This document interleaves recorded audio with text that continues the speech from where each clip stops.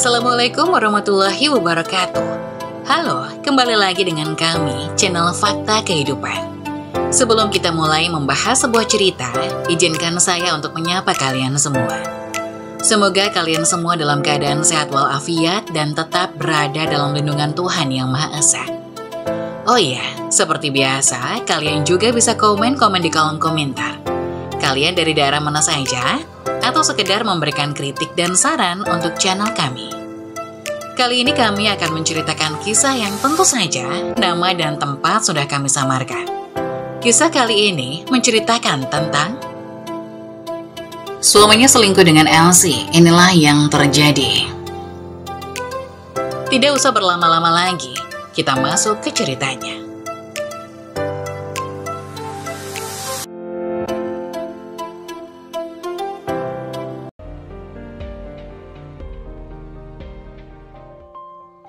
Suaminya selingkuh dengan Elsie. Inilah yang terjadi. Budi duduk di atas motor tuanya di tepi jalan, menunggu notifikasi berikutnya di aplikasi ojek online. Jaket hijau lusuh yang dikenakannya mulai memudar warnanya, saksi dari ribuan kilometer yang telah ia tempuh. Matahari sudah mulai condong ke barat, sinar tak lagi terik, tetapi hati Budi tetap terasa berat. Hari itu ia hanya mendapatkan 3 orderan, pendapatan yang jauh dari cukup untuk memenuhi kebutuhan keluarga kecilnya. Di rumah kontrakan kecil di pinggiran kota, Ani istrinya sibuk di dapur. Suara sayup-sayup dari panci yang bergesekan dengan spatula terdengar, tetapi isi dapur sendiri terasa sepi. Ani hanya memasak nasi dan sebutir telur untuk dibagi bertiga malam itu. Telur itu dipotong kecil-kecil agar Rini, anak mereka yang berusia 5 tahun, mendapat bagian yang lebih banyak. Rini bermain dengan boneka usangnya di sudut ruang tamu yang merangkap sebagai kamar tidur. Boneka itu pernah cantik dengan rambut panjang dan gaun berindah. Tetapi sekarang gaunnya kusut dan robek di beberapa bagian. "Ibu, Rini lapar," katanya pelan sambil memandang ibunya dengan mata yang polos. Ani menelan ludah, menahan air mata yang hampir jatuh.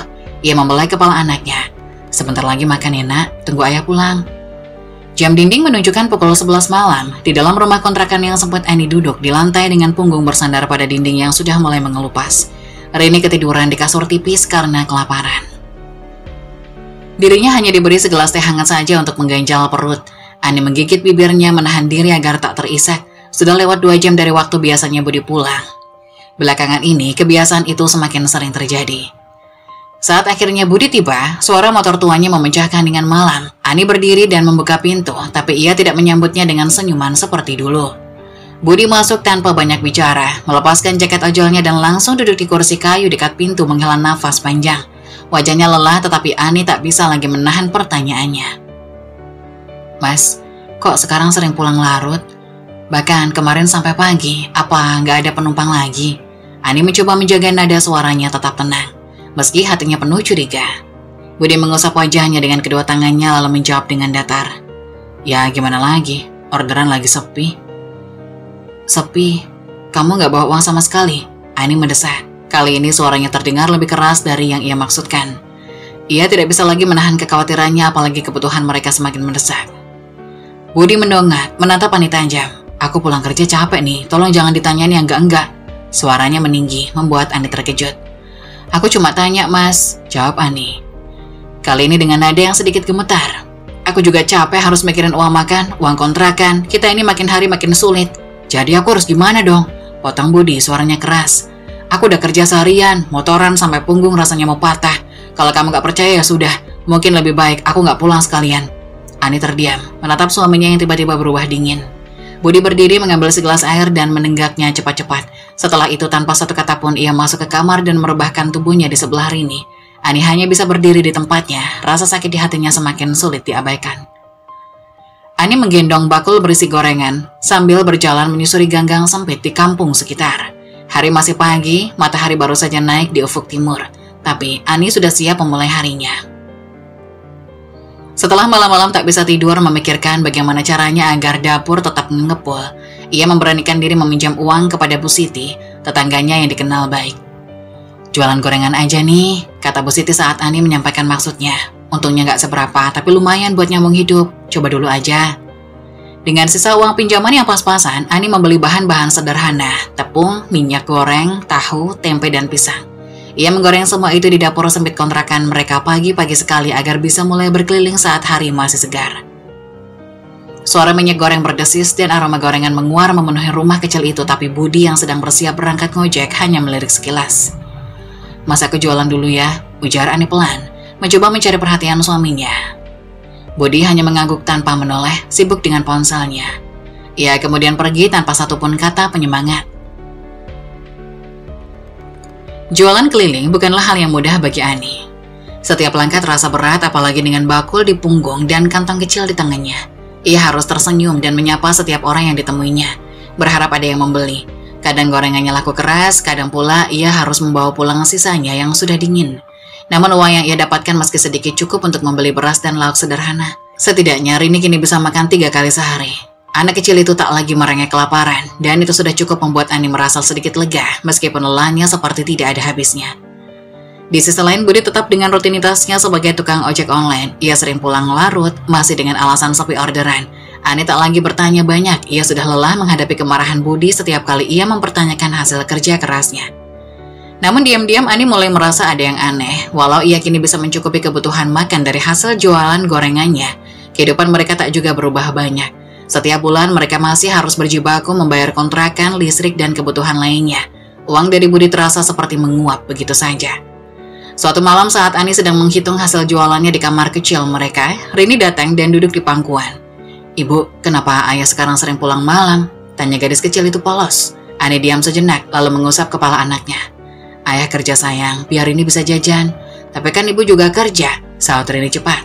"Kenapa ayah nggak bantu bunda jualan aja?" Pertanyaan itu menampar hati Ani seperti sembilu. Ia tak punya jawaban. Di satu sisi, ia tak ingin menjelekkan suaminya di depan anaknya sendiri. Tapi di sisi lain, ia tak bisa memungkiri bahwa beban hidup ini terasa berat di pundaknya. Di sisi lain, suasana karaoke malam itu penuh dengan gemerlap lampu neon dan dentuman musik. Budi berdiri di depan pintu salah satu ruangan VIP, mengetuk pelan sambil menunggu pelanggan keluar untuk mengambil pesanannya. Ia sudah kelelahan setelah seharian mengojek, tapi bertanggung jawab memaksa tetap bertahan hingga larut malam. Pintu terbuka, seorang wanita keluar. Seketika Budi terpaku. Wanita itu Maya, mengenakan gaun merah yang membalut tubuhnya dengan sempurna.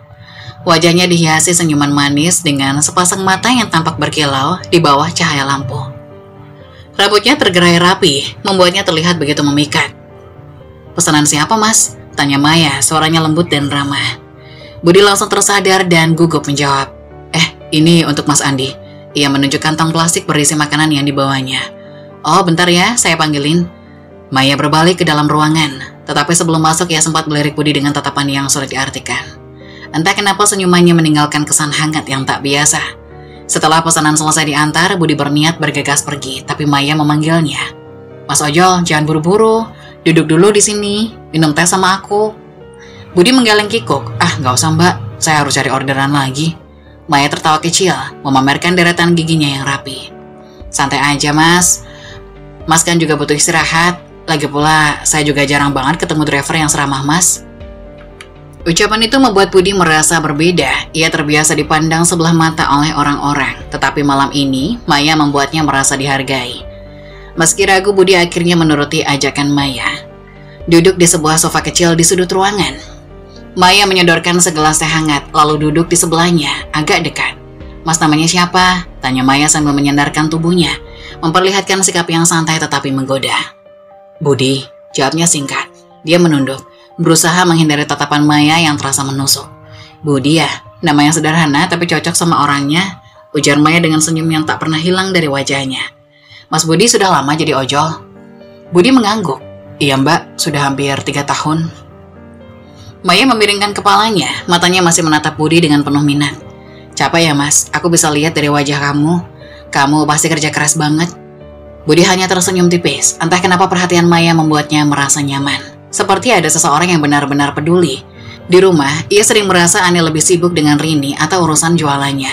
Sedangkan di luar, kebanyakan pelanggan hanya melihatnya sebagai alat antar jemput. Tapi Maya, dia berbeda. "Kalau aku jadi istri Mas, aku gak akan biarin kamu capek sendirian," kata Maya tiba-tiba dengan nada menggoda. Ia mendekat sedikit, jarak mereka kini hanya beberapa inci. "Aku bakal rawat kamu biar kamu selalu semangat." Ucapan itu membuat jantung Budi berdegup dengan kencang. Ia tidak tahu harus merespon bagaimana. Di satu sisi kata-kata Maya terasa seperti oase di tengah gurun gersang, tetapi di sisi lain ia tahu betul bahwa perhatian ini adalah sesuatu yang berbahaya. "Mbak Maya, Budi berusaha bicara, tapi suaranya tercekat. Maya meletakkan jari telunjuk di depan bibir Budi, menghentikannya. "Udah Mas, nikmati aja obrolan ini dulu. Aku gak akan ganggu kamu lama kok," ujar Maya sambil dengan nada lembut. Budi pun terhanyut dalam godaan Maya. Pagi harinya di rumah Budi, ponsel bergetar. Notifikasi masuk ke aplikasi ojek online menunjukkan sebuah pesanan, dan pengirimnya langsung membuat senyum kecil menghiasi wajahnya. "Maya, ini sudah ketiga kalinya dalam seminggu." Maya sengaja memesan ojek darinya, meskipun lokasi pengambilan dan tujuannya terkadang hanya berjarak beberapa menit. Ketika Budi tiba di depan kos Maya, wanita itu sudah menunggunya dengan gaun kasual yang tetap memamerkan keanggunannya. Rambutnya terurai indah dan aroma parfum lembutnya langsung menyapa Budi ketika Maya mendekat. "Pagi Mas Budi," sapa Maya dengan senyuman khasnya. "Mas makin ganteng aja ya, jadi semangat dianterin kamu." Budi hanya terkekeh kecil, mencoba menyembunyikan rasa gugup yang mulai menguasainya. "Ah, Mbak Maya, bisa aja. Saya mah cuma tukang ojek biasa." "Tukang ojek biasa, tapi bikin hari aku jadi lebih ceria." Maya menatapnya dengan tatapan penuh arti sebelum naik ke motor. "Ayo Mas, antar aku lagi ya." Setelah selesai mengantar Maya ke salah satu kafe di tengah kota, ia memanggil Budi untuk sekedar duduk dan minum kopi bersamanya. Maya menyodorkan selembar uang 50.000 di atas meja. "Ini tips buat kamu, jangan ditolak ya." "Mbak, gak usah repot-repot." "Anggap aja aku menghargai kerja keras kamu," kata Maya tersenyum. "Lagian siapa lagi yang mau perhatian sama kamu kalau bukan aku?" Ucapan itu menusuk perasaan Budi. Maya tidak salah. Di rumah ia sering merasa seperti mesin pencetak uang yang tak pernah cukup. Ani sibuk dengan jualan gorengannya, sementara dia sendiri bergulat dengan rasa lelah yang tak pernah habis. Perhatian seperti itu mungkin sederhana, tapi terasa seperti oase di tengah gersang hidupnya. Malam-malam berikutnya hubungan mereka semakin dekat. Maya kini sering memesan ojek di jam-jam larut malam, meminta Budi mengantarnya ke tempat karaoke atau sekedar menemaninya di perjalanan. Di tempat karaoke, Maya sering mengundang Budi masuk menawarkan makanan, minuman, bahkan sesi bernyanyi singkat bersamanya. Suatu malam setelah karaoke selesai, Maya menarik tangan Budi ke sudut ruangan yang lebih sepi. Tatapannya penuh dengan gairah dan senyumannya sedikit nakal. "Mas Budi, kenapa kamu selalu kelihatan tegang? Aku gak suka lihat kamu terlalu serius. Aku pengen kamu senang dan rileks." Sebelum Budi sempat menjawab, Maya menyentuh lengannya dengan lembut, mendekatkan wajahnya hingga jarak di antara mereka hanya beberapa sentimeter. Nafas Maya terasa di pipinya dan aroma manis parfumnya membuat Budi semakin bingung. "Maya, Budi mencoba bicara, tapi tubuhnya terasa kaku. Ia tahu ini salah, tetapi sentuhan dan perhatian Maya begitu menggoda, seolah menghapus segala kelelahan dan kesepiannya. "Shh." Maya meletakkan jari telunjuknya di bibir Budi, membuatnya terdiam. "Gak perlu banyak alasan. Aku cuma mau kita nikmatin waktu ini. Anggap aja ini hadiah kecil dari aku buat kamu yang selalu kerja keras." Malam itu menjadi malam yang tak terlupakan bagi Budi. Dengan musik pelan mengalun di latar, ia merasakan sesuatu yang selama ini ia rindukan. Perhatian, kelembutan, dan gairah. Namun di sudut hatinya yang paling dalam, ada rasa bersalah yang mulai bersemayam. Ia tahu ia sedang berjalan di jalan yang salah, tetapi godaan ini terlalu kuat untuk dihindari. Hari-hari berikutnya, Budi semakin sering menghabiskan waktu bersama Maya, baik di karaoke maupun di perjalanan singkat mereka. Ia mulai mencari alasan untuk pulang lebih larut, bahkan kadang tidak pulang sama sekali. Hubungan gelap mereka semakin intens dan perhatian Maya terus-menerus membuat Budi semakin jauh dari Ani dan Rini. Di satu sisi, Budi merasa hidupnya menjadi lebih berwarna, tapi di sisi lain ia tahu ia sedang mengkhianati keluarganya, orang-orang yang paling membutuhkannya. Namun perhatian Maya dengan segala godaannya membuatnya sulit untuk kembali. Ani duduk di depan meja kecil di sudut dapur, menghitung lembaran uang lusuh hasil jualan gorengan hari itu. Meski jumlahnya tak seberapa, setidaknya cukup untuk membeli beras dan lauk sederhana esok hari. Ia menarik nafas panjang, matanya menatap ke arah jam dinding yang menunjukkan pukul 11 malam. Suaminya belum pulang lagi malam ini. Bukan sekali ini saja, belakangan Budi semakin sering pulang larut malam. Alasannya selalu sama, orderan banyak atau macet di jalan. Namun, Ani mulai merasakan ada yang janggal. Hasil yang dibawa Budi tidak pernah mencerminkan kerja kerasnya yang katanya sampai larut malam. Pintu depan akhirnya terdengar berderit. Budi masuk dengan langkah gontai dan wajah yang lelah. Tetapi ada aroma samar yang tidak biasa menguar dari tubuhnya. Ani mencoba menahan rasa curiga yang semakin menguati hatinya. "Mas, sudah pulang?" sapa Ani pelan. Mencoba menjaga nada suaranya tetap netral. "Iya," jawab Budi singkat sambil melepas jaket dan meletakkan helmnya di lantai. Ia langsung duduk di kursi tanpa Ani menatapnya sejenak. Lalu dengan hati-hati bertanya, "Mas, hari ini ada rezeki lebih nggak? Soalnya uang jualanku udah hampir habis buat beli bahan-bahan kemarin." Budi menghela nafas panjang. "Sepi nih, tarikan cuma buat sekali buat beli bensin. Mau gimana lagi?" Ani terdiam, menggigit bibirnya. Ini bukan jawaban yang baru, tapi rasanya semakin sulit untuk diterima. Jika benar hasil kerja Budi hanya cukup untuk bensin, lalu kemana uang yang biasanya ia bawa pulang? "Tapi Mas," Ani mencoba lagi, kali ini dengan nada yang lebih tegas. "Setiap hari Mas keluar dari pagi sampai malam. Kalau sepi terus kenapa nggak cari alternatif lain? Aku juga udah jualan. Tapi kan nggak mungkin semua kebutuhan ditutup dari jualanku." Alih-alih menjawab, Budi malah terlihat kesal. Ia menatap Ani dengan wajah yang sedikit mengeras. "Aku tuh udah capek. Jangan ditambah lagi sama pertanyaan kayak gini. Aku kerja seharian tahu." "Aku juga kerja keras Mas," balas Ani, matanya mulai berkaca-kaca. "Aku keliling kampung dari pagi sampai sore. Aku nggak minta banyak. Aku cuma pengen tahu apa benar semua hasil kerja Mas cuma buat bensin." Budi bangkit dari kursinya, melangkah ke arah Ani dengan wajah yang semakin muram. "Kalau kamu nggak percaya sama aku ya udah. Sekarang malah aku yang harus minta uang dari kamu. Ada nggak sisa jualan buat beli bensin besok?" Ani terhenyak. Permintaan itu seperti tamparan keras baginya. Ia memandang Budi dengan sorot mata yang penuh campuran kekecewaan dan rasa sakit. "Jadi sekarang harus aku yang biayain kerja kamu juga Mas?" tanyanya lirih. "Aku jualan bukan buat nambahin uang bensin, tapi biar Rini nggak kelaparan. Apa kamu nggak lihat Mas, kita ini makin susah." Budi hanya menggerutu pelan, lalu meraih uang di atas meja tanpa meminta izin. Ani tak mampu berbuat apa-apa, hanya memandang suaminya yang semakin terasa asing. Malam itu, setelah Budi masuk ke kamar, Ani tetap duduk di meja dapur. Memandangi sisa uang yang tersisa, ia merasa sendirian, seolah-olah sedang berjuang untuk keluarga kecil mereka tanpa dukungan dari orang yang seharusnya menjadi tempat sandarannya. Langit sore yang gelap menggantungkan awan kelabu di atas kepala Ani. Rintik hujan mulai turun saat ia masih berjalan menyusuri gang sempit di salah satu kampung. Bakul di punggungnya masih penuh dengan gorengan. Hanya beberapa biji saja yang terjual sepanjang hari itu. "Kok sepi banget ya hari ini?" gumam Ani lirih. Ia mencoba memanggil para penghuni rumah-rumah kecil di sepanjang jalan dan menawarkan dagangannya. "Gorengan Bu, Pak, gorengan baru matang, hangat ini." Namun tak ada yang keluar untuk membelinya. Hujan yang semula hanya rintik-rintik, kini berubah menjadi deras. Memaksanya mencari tempat berteduh. Dengan tubuh yang mulai basah kuyup, ia menemukan deretan kos-kosan padat penduduk di sudut gang. Ani melangkah cepat ke bawah salah satu atap yang menjorok keluar, menempatkan bakulnya di lantai, dan duduk berjongkok sambil memeluk lutut. Di sana ia memandangi bakulnya yang pasti penuh dengan tahu, tempe, dan pisang goreng. Gorengan itu mulai dingin, membuat Ani merasa gelisah. Kalau tidak laku hari ini, besok gorengan itu tidak akan bisa dijual lagi. Namun bagaimana bisa ia menjajakan dagangannya di tengah hujan yang tak kunjung reda? Ani menatap langit, mencoba menahan air matanya agar tidak jatuh. Rini mungkin sedang menunggu dengan perut kosong. Sementara Budi entah ada di mana, ia tak punya pilihan lain. Meski hujan masih deras, Ani bangkit berdiri dan mulai menawarkan dagangannya kepada beberapa penghuni kos yang kebetulan keluar untuk melihat hujan. "Gorengan Pak, Bu, cuma 1.000 perak satu," serunya dengan suara serak. "Masih hangat, lumayan buat temen teh atau kopi." Salah satu ibu muda yang membawa bayi di gendongannya mendekat. "Gorengannya apa aja Bu?" "Ada tahu, tempe, pisang sama bakwan." "Aku ambil 5 ya Bu," kata ibu itu menyerahkan uang 5.000. Ani segera membungkus gorengan dengan plastik kecil. "Makasih Bu," ucapnya penuh rasa syukur. Perlahan beberapa penghuni kos lainnya juga mulai keluar.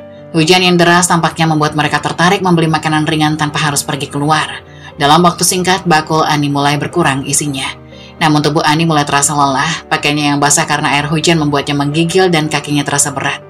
Meski begitu, ia tetap memaksakan diri untuk melayani pembeli yang terus datang. Hujan masih belum berhenti, Ani tetap berteduh di bawah atap kos-kosan sambil merapikan sisa gorengan di bakulnya. Ia mencoba tersenyum pada setiap orang yang lewat, berharap masih ada orang yang tertarik untuk membelinya. Tubuhnya mulai menggigil, tetapi ia menahan diri untuk pulang sebelum gorengannya habis. Tiba-tiba seorang wanita muda berjalan mendekat. Payung kecil yang dibawanya hampir tak mampu melindungi pakaian tipis yang dikenakannya. Wanita itu memiliki paras cantik, rambut hitam panjang yang masih sedikit basah karena hujan, dan tubuh yang terlihat bugar dalam balutan pakaian seksi warna merah. Ani menatapnya sekilas, merasa kagum sekaligus sedikit ragu untuk menawarkan dagangannya. "Jual apa Mbak?" tanya wanita itu dengan senyum ramah. "Ini Bu, gorengan," jawab Ani sambil menunjuk isi bakulnya. "Ada tempe, tahu, pisang goreng, sama bakwan." Wanita itu mendekat menatap gorengan di bakul Ani dengan penuh minat. "Masih hangat nggak?" tanyanya. "Sudah agak dingin Mbak," Ani menjawab jujur, suaranya lirih. "Tapi masih enak kok, baru digoreng tadi siang." Wanita itu mengangguk pelan, lalu tanpa ragu berkata, "Saya borong semua ya Mbak." Ani terkejut, tidak percaya dengan apa yang baru saja ia dengar. "Semua Mbak, beneran?" "Iya," jawab wanita itu sambil tersenyum lebar. Ia merogoh dompet kecil, mengeluarkan uang pecahan 100.000 dan menyerahkannya kepada Ani. "Ambil aja kembaliannya, saya nggak butuh uang kecil." Ani terpanah, matanya berkaca-kaca. "Mbak, makasih banyak, tapi apa nggak kebanyakan? Saya takut Mbak nanti nggak bisa makan gorengan sebanyak ini." Wanita itu tertawa. "Saya bisa kasih ke orang-orang di jalan nanti. Lagian saya dikasih uang sama pacar saya tiap hari, saya cuma mau berbagi aja. Sebagai sesama perempuan, kita harus saling support kan?" Ani merasa tersentuh oleh kata-kata itu. Sudah lama ia tidak mendengar ucapan sangat ini, terutama dari orang asing.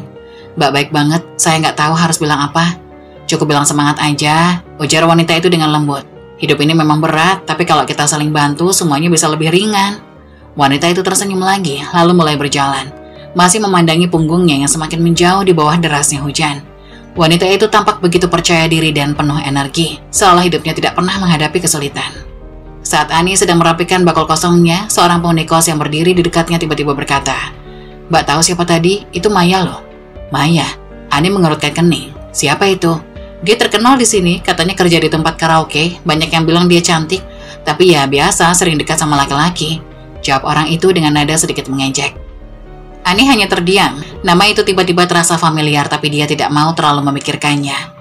Baginya siapapun wanita itu, dia telah melakukan sesuatu yang sangat baik. Hujan mulai reda, meninggalkan jejak genangan air di sepanjang jalan. Ani memanggul bakul kosong di punggungnya. Bersiap melangkah pulang dengan hati sedikit lega karena dagangannya habis terjual. Namun ketika ia melewati deretan kos-kosan padat, pandangannya tiba-tiba tertuju pada sesuatu yang membuat langkahnya terhenti. Sebuah motor matic terparkir di depan salah satu kamar kos dengan pintu tertutup rapat. Ani mengenalinya dengan sangat baik, itu motor Budi suaminya. Tidak mungkin itu salah, plat motor itu, goresan kecil di bodi motor, dan gantungan kunci sederhana yang menggantung di spion adalah ciri khas yang tak mungkin ia lupakan. Dari tadi dia di sini. Gumam Ani pelan, dadanya terasa sesak. Darahnya berdesir dan kakinya seolah terpaku di tempat. Perasaan tidak enak mulai merayapi pikirannya. Apa yang dilakukan Budi di tempat ini? Kenapa motornya terparkir di depan kos, bukannya di pangkalan atau di jalan seperti biasa? Ani mencoba menarik nafas panjang untuk menenangkan diri. Tetapi kegelisahannya semakin menjadi. Ia tahu ia tidak bisa mengabaikan ini begitu saja. Rasa curiga yang selama ini ia pendam mulai menguat. Ia harus memastikan semuanya.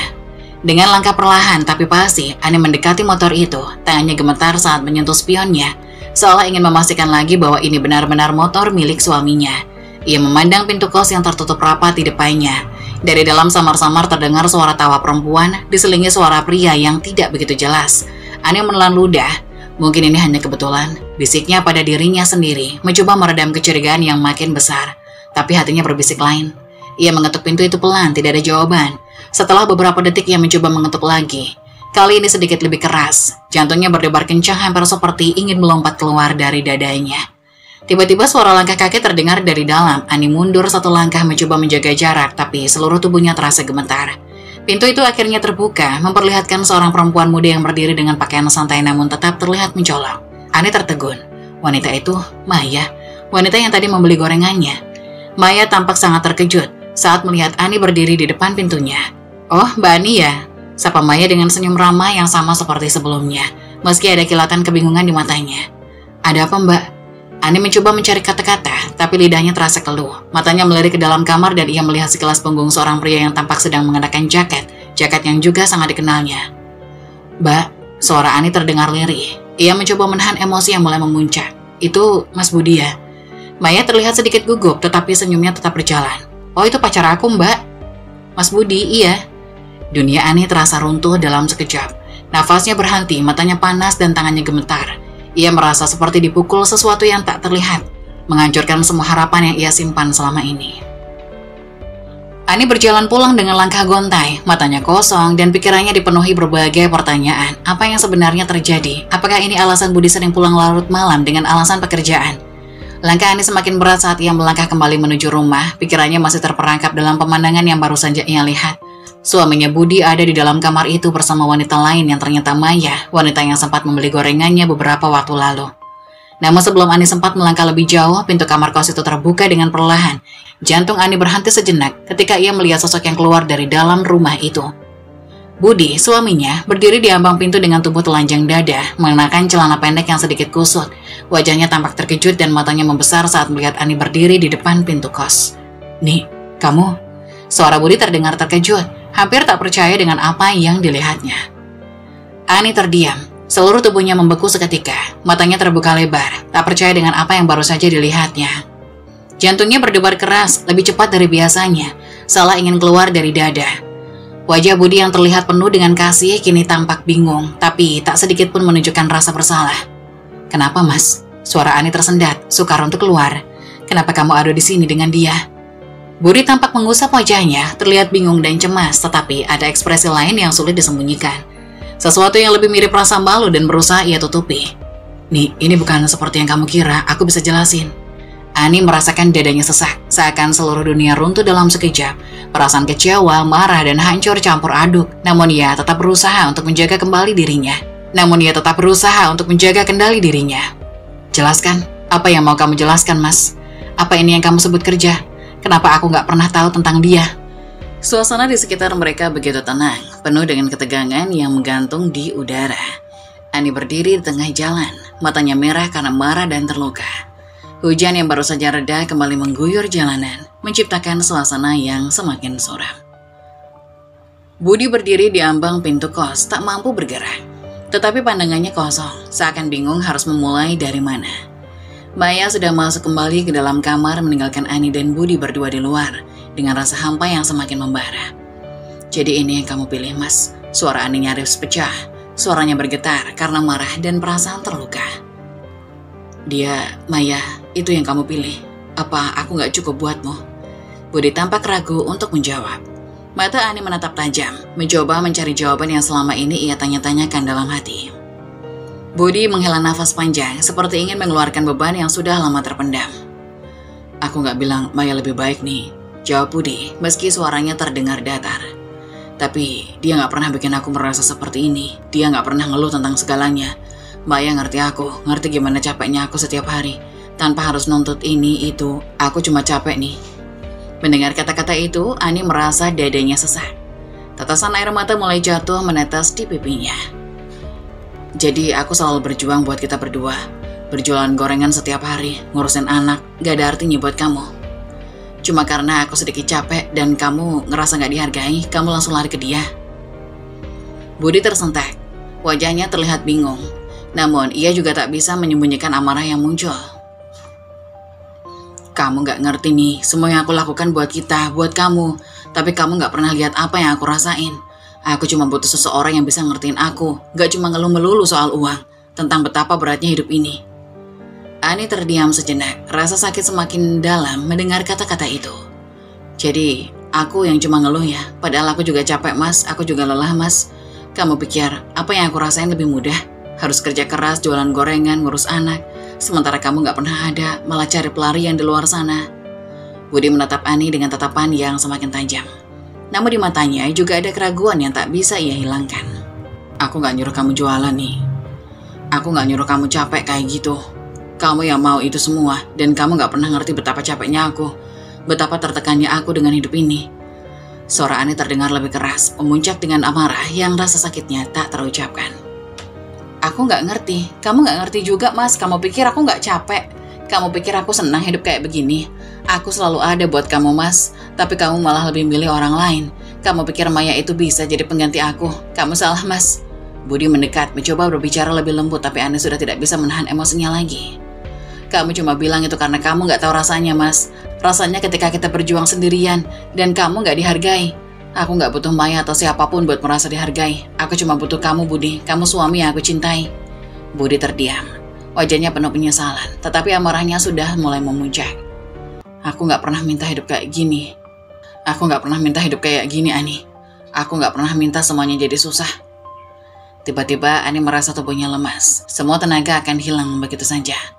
Ia menolehkan wajahnya menahan air mata yang ingin tumpah. Lalu dengan suara tercekat ia berkata, "Kalau kamu gak bisa lihat itu, aku gak tahu harus gimana lagi, Mas. Aku capek." Ani membalikkan tubuhnya dan berjalan pergi, tak peduli dengan hujan yang semakin deras. Setiap langkahnya terasa begitu berat, seperti membawa beban yang tak terkatakan. Budi berdiri terpaku di tempat, matanya terpejam, menyesali setiap kata yang keluar dari mulutnya. Ani melangkah cepat, langkahnya semakin jauh, meninggalkan Budi yang terdiam dalam keheningan yang begitu menyesakan. Air hujan membasahi wajah Ani, namun ia merasa seakan seluruh tubuhnya tenggelam dalam kesedihan yang jauh lebih dalam dari hujan itu sendiri. Di tengah hujan yang deras, Ani menangis tanpa bisa menahan dirinya lagi. Perasaan sakit hati yang mendalam membuat setiap tetes air mata yang jatuh terasa begitu berat. Hujan ini tak cukup untuk menghapuskan semua luka di hatinya. Dan untuk pertama kalinya Ani merasa begitu terpuruk dalam hidup yang tak pernah ia bayangkan akan seperti ini. Di dalam kamar kos, suasana semakin mencekam. Maya berdiri dengan tubuh gemetar, wajah merah padam menahan amarah yang membara. Di hadapannya, Budi berdiri dengan ekspresi yang penuh kebingungan, namun ada ketegangan yang jelas terlihat di wajahnya. Keheningan itu seperti bom waktu yang siap meledak kapan saja.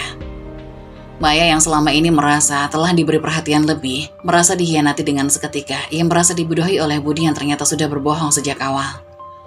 "Jadi kamu cuma bohongin aku ya?" Suara Maya serak, terisak namun penuh dengan kebencian. "Kamu bilang kamu duda, kamu bilang hubunganmu udah berakhir. Kenapa kamu gak bilang kalau masih punya istri, ha?" Budi terdiam tak bisa menjawab. Selama ini ia memang menyembunyikan kenyataan bahwa ia sudah menikah, berharap hubungan gelap ini bisa terus berlanjut tanpa gangguan. Namun kini semuanya sudah terbongkar. "Apa yang kamu omongin?" Maya bertanya dengan nada yang semakin tajam. Matanya menatap Budi penuh kebencian. "Jadi selama ini aku cuma jadi pelarian ya? Kamu cuma butuh pengakuan, perhatian, tapi gak mau tanggung jawab. Pantas aja kamu selalu bilang kalau kamu itu capek." Budi mengalihkan pandangannya, mencoba menghindar dari tatapan Maya yang menusuk, namun Maya sudah tidak bisa menahan amarahnya lagi. "Kamu bohongin aku," teriak Maya. Suaranya pecah. "Kamu bilang hubunganmu sudah berakhir, tapi sekarang aku lihat kenyataannya. Kamu punya istri, punya anak, kalian masih bersama. Aku gak mau jadi pelengkap hidup orang yang sudah punya semuanya, Budi.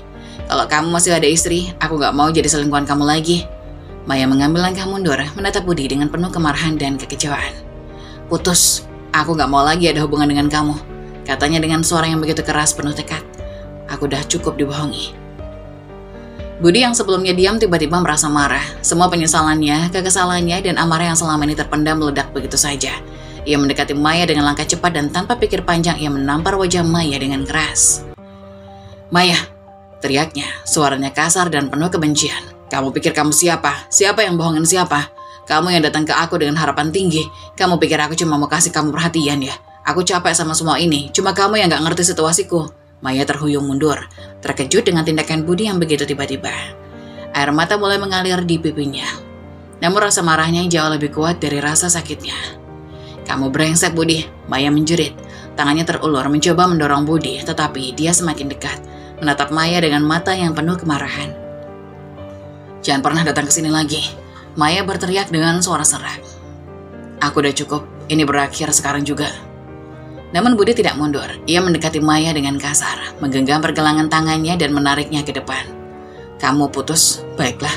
Kalau kamu gak mau lagi sama aku, berarti kamu memang cuma perempuan yang lemah. Kalian semua sama. Gak ada yang bisa ngerti aku cuma butuh pelarian." Maya memukul dada Budi dengan kedua tangannya, marah. "Lepasin aku, Budi. Jangan sentuh aku lagi," serunya dengan suara serak penuh air mata. Namun Budi sudah terlalu jauh terjerat dalam kemarahan dan kebingungannya. Ia mendorong Maya dengan keras membuat tubuh Maya terjatuh ke lantai. "Kamu gak pantas hidup, kamu cuma lonteh, wanita murahan," kata Budi sambil mengutuk Maya yang masih terbaring di lantai.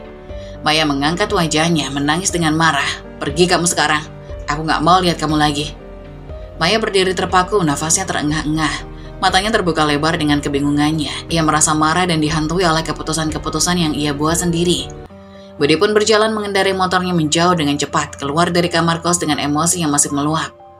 Beberapa hari setelah pertengkaran hebat dengan Maya, Budi kembali ke rumahnya, berharap bisa menemukan Ani dan mencoba memperbaiki semuanya. Namun begitu ia memasuki rumah kontrakan mereka yang kecil dan sempit, yang biasa penuh dengan kehangatan, kali ini semuanya terasa sepi. Rumah itu tampak lebih kosong. Dari semuanya seakan-akan kebahagiaan yang pernah ada sudah hilang begitu saja. Budi berjalan pelan ke ruang tamu mencoba memanggil nama Ani, tetapi tidak ada jawaban. Tidak ada suara Rini yang biasanya suka berlari kecil menyambutnya. Hanya kesunyian yang menyelimuti rumah itu. Budi mulai merasa ada yang tidak beres dan hatinya mulai berdebar. Dengan perasaan gelisah, Budi keluar dan bertanya pada beberapa tetangga yang sedang duduk di depan rumah mereka. Bu, Pak, Ani mana ya? Rini juga nggak ada di rumah. Tanya Budi dengan nada cemas. Tetangga yang satu yang sering berbincang dengan Ani di pagi hari menatap Budi dengan tatapan dingin. Ani sama Rini udah nggak di sini, Mas. Jawabnya dengan datar. Mereka pulang kampung ke rumah orang tuanya. Budi terkejut. Loh, kok bisa? Tanyanya makin bingung. Kok bisa Ani pergi tanpa ngomong sama aku? Tetangga lainnya menatap Budi dengan pandangan yang penuh sindiran. Masa sih Mas nggak tahu? Seluruh kampung sudah tahu masalah rumah tangga kalian loh. Gimana bisa kamu nggak sadar sih? Ani udah muak Mas, sudah cukup dia sabar denganmu. Budi merasa terpojok. Kalian ngomong apa sih? Kenapa nggak bilang langsung ke aku? Salah seorang tetangga melirik Budi dengan tajam. Udah tahu semua orang Mas, jadi sekarang jangan sok polos. Kita semua lihat kok gimana kamu sama Maya seenaknya keluar masuk kos-kosan, ninggalin istri dan anak di rumah, nggak ngerti diri aja Mas. Budi merasa wajahnya panas, hatinya memanas mendengar omongan tetangga yang seperti pisau menusuk. Ia berusaha menghindari tatapan mereka dan buru-buru pergi menuju rumah orang tua Ani. Kepalanya penuh dengan pertanyaan, apakah Ani benar-benar ingin meninggalkannya? Sesampainya di rumah orang tua Ani, Budi langsung mengetuk pintu dengan penuh harapan. Ketika pintu terbuka, ia disambut oleh wajah dingin ayah Ani. Pak, Bu, saya datang mau bicara sama Ani, kata Budi, mencoba terlihat tenang meskipun dalam hatinya penuh kekhawatiran. Namun sang bapak hanya menatap Budi dengan pandangan tajam, tanpa sedikit pun menunjukkan rasa kasihan. Kamu gak usah banyak bicara lagi Budi, Ani sudah cukup sabar. Kalau kamu datang buat minta maaf lebih baik pulang saja, kata bapak Ani dengan tegas. Budi terdiam sejenak mencoba mencari kata-kata yang bisa meyakinkan mereka. Pak, Bu, saya tahu saya salah tapi saya janji akan berubah. Tolong beri saya kesempatan untuk memperbaiki semuanya. Namun, Ibu Ani yang berdiri di samping suaminya melangkah maju. Kamu mau berubah, Budi? Sudah terlambat. Ani sudah cukup hancur dengan perlakuan kamu. Kalian hidup dalam ketegangan selama ini. Gimana kamu bisa nyuruh dia sabar kalau kamu sendiri nggak tahu diri? Budi merasakan kata-kata itu seperti tamparan keras di wajahnya. Ibu, Pak, saya benar-benar minta maaf. Tolong beri saya kesempatan lagi. Tetapi Ibu Ani tidak bergeming. Ani sudah memutuskan, kami mendukung keputusannya. Kalau kamu mau memperbaiki semuanya, mulai dari dirimu sendiri. Ani nggak mau lagi sama orang yang nggak tahu tanggung jawab. Kamu nggak lebih baik dari orang lain. Budi hampir tak bisa berkata-kata. Mereka semakin terpojok. Semua harapannya seakan runtuh begitu saja. Ani udah bilang apa? Tanyanya dengan suara serak, berusaha menahan air mata yang hampir tumpah. Ibu Ani menatapnya dengan pandangan penuh kekecewaan. Ani sudah bilang dia ingin cerai dari kamu. Sudah cukup dia dipermalukan. Kami nggak akan membiarkan anak kami hidup bersama orang yang nggak menghargai dia dan anaknya. Budi merasa dunia seakan runtuh di sekelilingnya. Keinginan untuk menjelaskan, untuk memperbaiki segalanya kini terasa sia-sia. Ia merasa kekecewaan yang begitu mendalam, namun tidak ada yang bisa mengubah kenyataan. Tolong Ani, tolong jangan lakukan ini, kata Budi hampir menangis meski bibirnya terkunci, seperti ada sesuatu yang menahannya untuk bicara lebih lanjut. Namun Bapak Ani mengangkat tangan, memberi isyarat agar Budi pergi. Kamu sudah cukup merusak segalanya. Sekarang pergi. Jangan ganggu anak kami lagi. Budi menatap mereka dengan tatapan kosong, merasakan kepedihan yang begitu dalam. Seperti kehilangan segalanya, tak ada lagi kata yang bisa dikatakan. Ia berjalan mundur, keluar dari rumah orang tua Ani dengan perasaan hancur. Namun sebelum pergi, Budi mendengar kata-kata terakhir dari Ibu Ani yang begitu menusuk. Ingat Budi, kamu gak akan pernah bisa menemukan yang seperti Ani. Tapi kamu juga gak layak jadi suami. Budi kembali ke rumahnya dengan langkah terhuyung-huyung, kepalanya pening, hatinya dipenuhi kebingungan, dan amarah yang tak terarah. Dompetnya kosong, bensinnya habis-habisan, terkuras habis hanya untuk perjalanan panjang ke rumah Ani. Dia merasa seperti seorang pecundang yang telah kehilangan segalanya. Rumah yang dulunya tampak penuh dengan harapan kini terasa kosong seolah mencerminkan keadaannya yang hancur berantakan. Setibanya di rumah kontrakan yang sunyi itu, Budi langsung melemparkan tasnya ke sofa dengan kasar. Apa-apaan ini? Ia berteriak memaki dirinya sendiri. Matanya menatap barang-barang yang ada di ruangan. Semuanya tampak mentertawakannya, seolah memperlihatkan betapa rendah dirinya. Tanpa berpikir panjang, ia mulai membanting-banting barang-barang yang ada. Meja kecil terjatuh, piring-piring berserakan, bahkan kursi-kursi plastik yang ada di ruang tamu ikut terbalik. Hah, apa yang sudah gue buat? Teriak Budi, suaranya penuh kemarahan. Seluruh frustasi yang terpendam dalam dirinya meledak begitu saja. Dia merasa marah pada dirinya sendiri.